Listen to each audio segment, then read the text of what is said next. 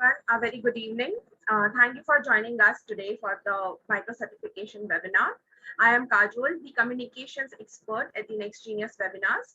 And we are now heading into the second session for the day, importance of advanced placements and profile building.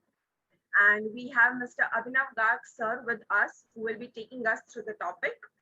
A little about Abhinav sir before I pass it over to him. He is the co-founder of SATnPaper. It is India's best SAT prep platform. He has over 20 years of experience helping students ace admission tests and exams. He is highly experienced and highly knowledgeable about SATs, the APs, that is Advanced Placement Exams, and that is what we are going to learn about today. Welcome, sir. It is always a pleasure to have you, and over to you. Thank you, Kajol. It's always so wonderful to be here. And I can see that Devesh has slipped into the background because the last time we did a session on APs, I told him that Devesh, next time around, don't give me anything less than 2 hours. So 30 minutes might be, sufficient to do justice to something like an SAT or an ACT, which is a very flat topic. APs are pretty complicated by their very nature. And I think I've seen more disagreements in the counseling world about the APs than any other topic that I've seen. In fact, including researches and internships and profile building. So the only area which is extremely controversial is the advanced placements. So still 30 minutes is what I have. I'll try to do as much justice as I can. And I'll try to add some genuine value in these 30 minutes. To begin with, I'll not be talking about what are APs. I understand everybody knows them. So my job here is to help everyone, help advise students on what APs to take, when to take, and when to start and how to prep. Fair. That said, the APs are pretty complicated, because unlike the SAT or the ACT, which are taken with a singular objective in mind, which is to submit your standardized test scores to the leading universities, the APs could be taken for a multitude of reasons. I could list at least 4, 5, 6, maybe there could be more than that. And what our advice to students is would depend upon what is the specific reason that you have in mind, and how is it that you want a student to benefit by taking the APs. Now, because we're all Indian nationals here, so it's not going to help them otherwise. So the published reason on the College Board website why you should be taking the APs is to gain college credits. The published reason, I said. That may not always be the reason why students actually want to take APs or why you would want them to take the APs. Please also know that if credits was the only concern, the best time to take the AP is end of grade 12. That's where it's going to be the easiest for you to take an AP. You've done everything, a college applications in, results out, 12 posts off. Now you've got some time with you and you've covered a lot of academic stuff in grade 11, grade 12. The other thing that complicates the APs is that you can take APs as early as grade 9. I've learned some of the kids this year took it as early as grade 8. Wow, fantastic. It adds to your application in multiple ways. So that's the other confusing, which AP to take in which year, when to start, when not to start. So let's put aside even this, college credit nonsense. Let's say that if at all I have to look at an AP for a college credit, I'm going to think about it only at the end of grade 12. So before that, I normally take the APs for one of the 3 generic purposes. The first and the most important is to prove academic equivalence, right? So I'm a student in a state board, in CBSE, in ISC. I need to show that I'm equally capable of coming to your country and being a part of your academic system. I have the capability to do it. The best way, the sweetest way to do it is to take an AP in the relevant subjects. The second is to add diversity to your applications, to your academic profile, making statements like, I'm doing A levels, My college only permits, school only permits me to study 4 subjects. I have the hunger to know more. Now, knowing more, there are other ways to do. I could do something on Coursera, I could do something on edX, but I could also take an AP, which I think is the most revered way of proving your competence in a specific subject. So you could add a lot of diversity to your academic profile when you take an AP.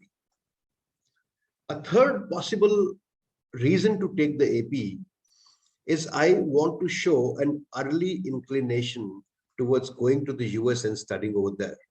And the best way to do it is to take an AP early on, maybe 1, maybe 2, as many as you wish. So generally, you have to bear these 3 things in mind as you go advising about the APs. A fourth theory here is a deep dive theory, which says that taking an AP in the subjects which I'm studying already, it goes on to show that I've got additional command over this subject, which also, I mean, a lot of counselors probably follow. So it certainly adds to the data part of your application. There is something tangible that the students can show. So you generally have to vacillate between these 4 areas. Now, APs are not easy tests to take. Let me be very clear at the outset. It's not going to be a walkover for the student. So today at a school level, the APs, they represent the highest level of achievement. And if you take a look at the US system, their AP courses are curricular. They are delivered to a student inside the school. Not everybody inside a class would get to take APs. The top 10, 15, 20% of the class would be advised to take the APs, 2, 3, 4, 5, anything. And they'll be assigned a tutor within the school. This tutor is going to work with the student for about some, let's say, 8, 9 months. And that ends in the AP examination. So it is delivered as a school program, a school course through and through. Now, when somebody takes the AP in India, the only school where you can currently avail such facilities is the Cathedral at Mumbai. Outside of that, if you want to take the AP, you can just take the exam, not the AP course. So the AP course and AP exams have to be differentiated. For rest of us, AP exams is the only option. So that's one. So whatever APs we have to take over and above our academic load. Now, that said, when you advise something to the student, you have to carefully balance 2 attributes. One is the desirability of that AP. If a student takes this AP, to what extent is he or she benefited in terms of his or her application? Does it necessarily add, as much value as would be the kind of time that would be spent in preparing? And they would take time, no second thoughts about that. They would take quite a bit of time.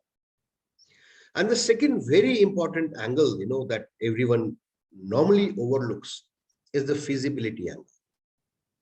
Given the time, given the other things that the students have on their plate, is this AP feasible? Would they be able to give it the kind of time? I can tell you, I have seen the highest dropout ratios in calculus, AB or BC. So even today, when we are so cautious about advising calculus to students or admitting students to our calculus, AP calculus program, we still encounter a 20% dropout rate. This dropout rate used to be 50% 3 years ago when we used to recklessly admit students.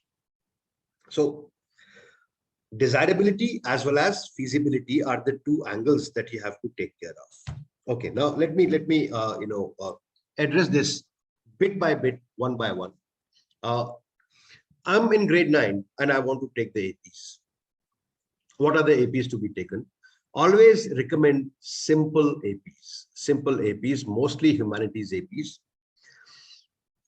I've seen kids opting for a calculus or a physics AP in grade 9, getting permanently dissuaded and then not then touching any of the APs again.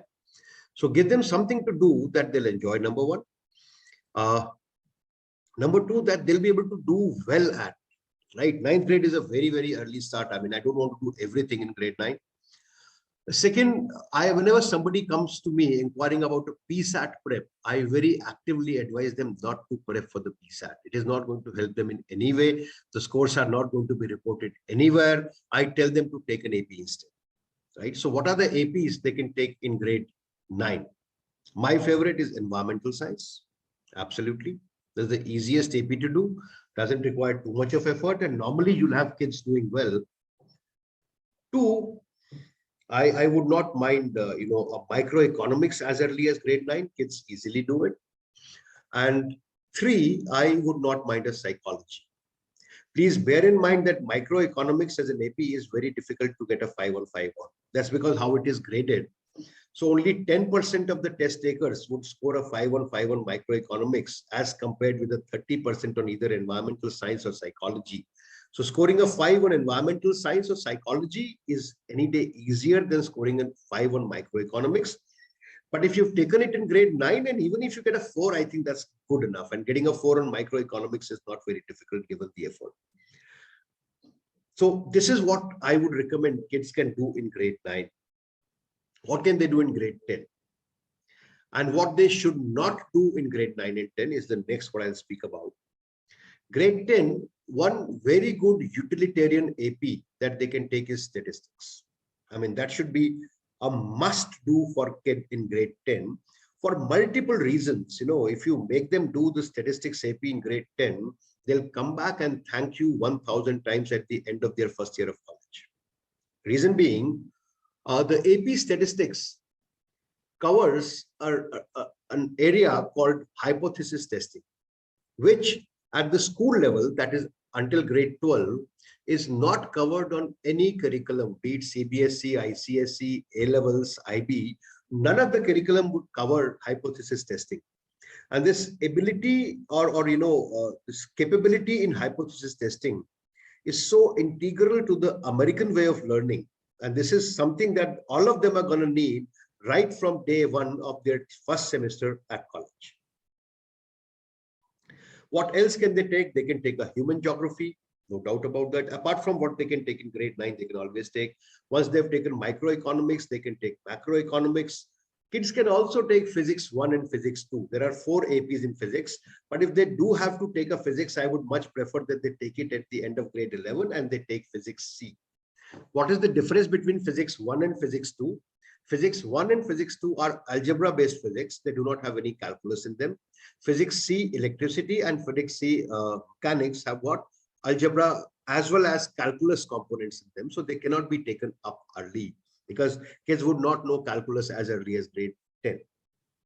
So what else can they take early? They can take a very good promising AP is AP comparative government and politics. Very, very simple. And all these kids, who are into MUNs, they would love to take this. APs can be taken in grade 11 also. So you have quite a few choices in grade 10. You can also take AP Computer Science A. Computer Science A. There are 2 APs in Computer Science Principles and Computer Science A. Computer Science Principles, the last time I went looking around for it, there was only one school in India which was administering Computer Science Principles, although that is a good AP to take. But Com Science A, which is essentially Java, can be happily taken at grade 10 level. And then grade 11, your tougher APs can follow the calculus, the physics, the biology, chemistry. If somebody wants to take a history AP, that also should not be taken in grade 10. Please push it to grade 11. There are multiple APs in history. And again, all of them are pretty difficult. All of them are pretty difficult. There is no history AP which is easy. In fact, so many times the question is put across to me, what are the easiest APs to take? Easiest APs to take are AP Environmental Science, AP Psychology, AP Microeconomics. What are the toughest APs to take? Without doubt, AP Calculus BC. And number 2, AP US History, A-Push as we call it. In my opinion, A-Push is tougher than a Calculus BC. And the kid must absolutely, genuinely love history to be able to do AP US History. Is extremely difficult. Okay. Taking this discussion further again, I'm very short on time. I should have had 2 hours ideally, but let me see whatever justice I can do there. When to start preparing for the AP as early as possible. I always recommend where we find a problem, you'll have a kid coming to you sometimes in 10th of March. Sir, we have just applied for 5 APs. Today was the last day for registration. And now my boy is all yours. Please teach him 5 APs in the next month and a half. And you tell them it's impossible. What is impossible? Tell us what is your fee. It's not about the fee. It's about, 5 APs in the US, 3 APs in a year is a full course load for a student with a tutor on school campus. And out here, you want this student in 6 weeks to cover up 5 APs. It is not a joke. And it is not going to happen. And I've seen that times and times and times and over and over and over again. It doesn't happen. Right. Okay. How to advise on what APs to take at the senior years, because not many kids would have, the congruence or the early focus to do APs in grade 9 and grade 10. In fact, it adds up beautifully when you take APs in grade 9 and grade 10. In grade 11 and grade 12, you can focus on other things which become extremely important at that point in time, including your SAT, ACT, which I never recommend an early start. You should always start for the SAT or the ACT, never before the end of your grade 10. In general, for APs, the advice is, and this is my advice, a lot of people do differ and can differ, that's completely okay. I normally advise never do an AP in a subject when you're studying at school.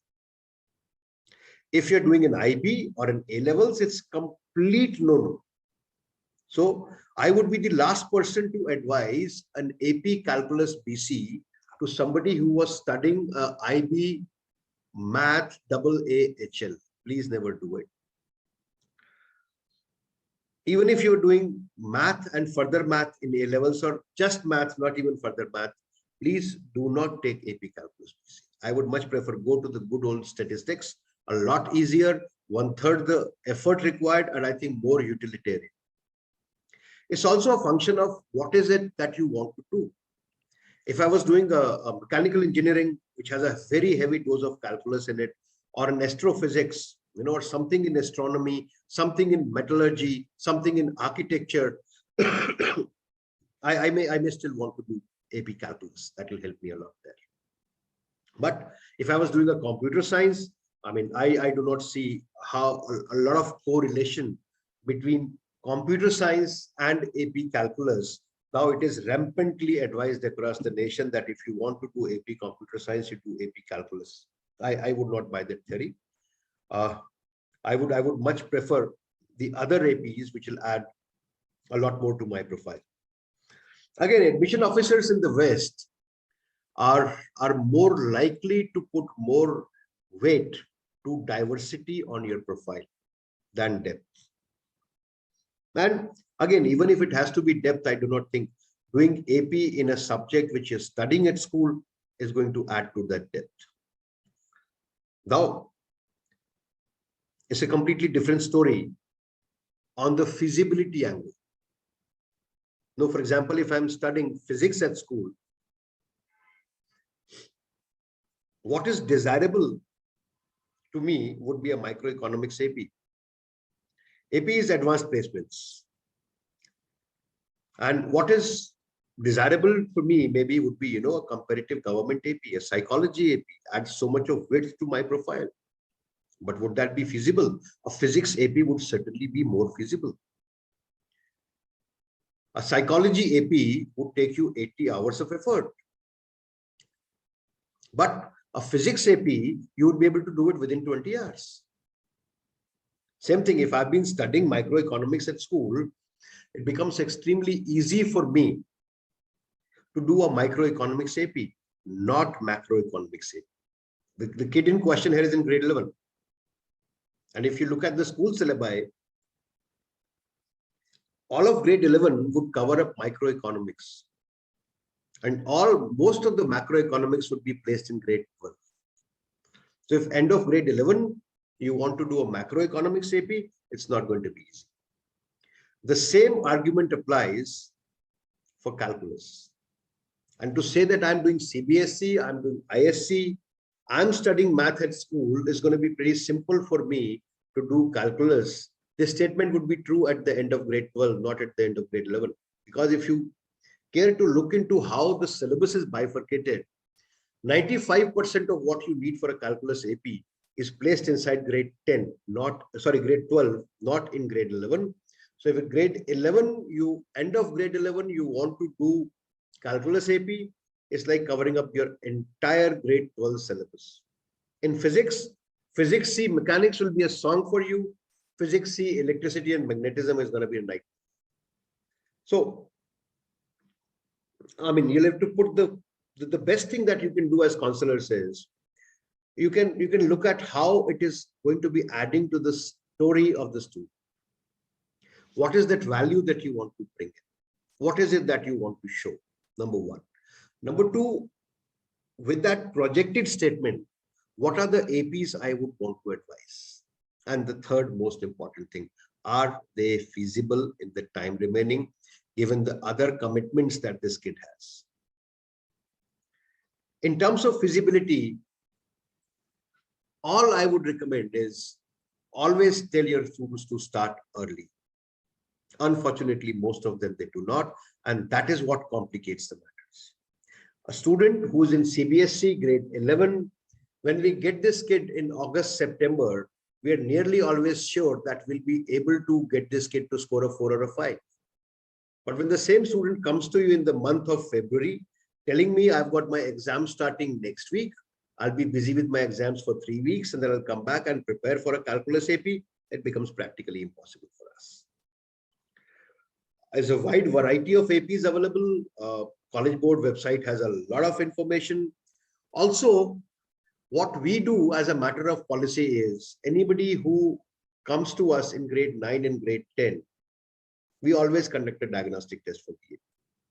We take the student through a small lecture, we give them some reading materials, and then we conduct a small test on the basis of which we advise whether we should be taking this particular AP or not. And I've seen some absolutely amazing outcomes over the past, especially with the younger lot who are not really exposed to the subject. So just be careful, examine the feasibility angle very well. I'm very sure desirability angle, all of you can examine that. But personally, if you ask me, I'm always on creating more diversity on the student's academic profile than depth. There's so many other ways to create depth. And I think school grades also, whereas the equivalence angle goes, I think, there is a growing awareness about Indian schools, their capability, our curricula. So when my daughter, she did her APs, she was advised against doing any APs by the counselor. Despite the fact she was in CBSE, the counselor said CBSE is always taken at par, grade 11, 12. Very strong curricula. The admission officers across the globe know it. You don't have to take it. Yes, if you want to add a few things, you want to make certain other statements, go take the APs, not just for the sake of proving equivalence. Same. So I think with every passing day, there's a growing acceptance for Indian students, our curricula. So I would always prefer, it's like this. Somebody who has taken, math CBSE plus a calculus AP, vis-a-vis somebody who has taken a math CBSE plus a psychology AP. Again, things may differ, opinions may differ. I would say it will always be math CBSE plus a psychology AP for me. That makes so many statements at the same time. It also shows, that I have the inclination to add academic challenges to my plate and live up to them and show that I'm capable of achieving it. So I think that's all I could talk about in the little time that we had. And with the request to Devesh that we need 2 hours over this session the next time around, I'll prepare a whole lot of PPTs and a whole lot of models, BCG matrix type to discuss with everyone. But as of now, I think this is what I could do in the time remaining. Everybody, so question answers we have towards the end, no problem. So over to Devesh. Kajol, over to you. And understand, sir, that next time we'll try and keep a longer session here. 2 hours. With a Q&A at the end of every half an hour. Yes. And definitely, as Devesa said, we will definitely keep it in mind and arrange a 2-hour session. Thank you so much for still giving us so much information in this time limit of 30 minutes. It is always a pleasure to hear you, and I'm sure all the educators present in the audience are benefited with your advices. Before we move on to another session, any last comments you want to give? Before going on? Okay, 2-3 things. One, always identify the objective. I've always seen students following the peer group. My entire class is doing microeconomics and calculus, so I want to do microeconomics and calculus. What do you want to be? You want to differentiate yourselves, or you want to be a part of the crowd? That's a question that we have to ask them. Second, please, for God's sake, start early. Tell them to start early. Somebody who starts in August and does a class a week would be able to do things very easily vis-a-vis someone who starts in the month of February or March and goes after it like absolute madman, chasing it left, right, and center with 5 other things. Will always be in for trouble. That is never the correct way to prepare for this test. And third, when admissions are concerned, we are looking at the application. The credits angle has to be completely left out. We should not be bothered about credits. If you want to talk credits, you should be talking about it at the end of grade 12, not before that. Let me close this by telling you that the effort required to do a calculus BC and a physics C electricity at the end of grade 12 would be less than 15% of the effort required by the same student at the end of grade 11. And one last thing, I find Americans to be very, very trusting people. They'll always trust you with what you have. So if you have a track record, you'll be rewarded for it. So if I've done 2 APs in grade 9, or maybe 1 in 9, 2 in grade 10, 3 in grade 11, and I declare on my application, I'll be taking 2 more APs at the end of grade 12. Trust me, you will get the due recognition for it. They'll trust you. If you've been doing it since grade 9, 10, 11, you'll do it at the end of grade 12 also. That's how their academic evaluation also works, right? For the school grades, they never wait till your grade 12 exams. Predictive grades are good enough. Thank you so much, sir, Thank you so much, for giving your valuable advice. And before we move on to next session, the Q&A will be done at 6:30, and we will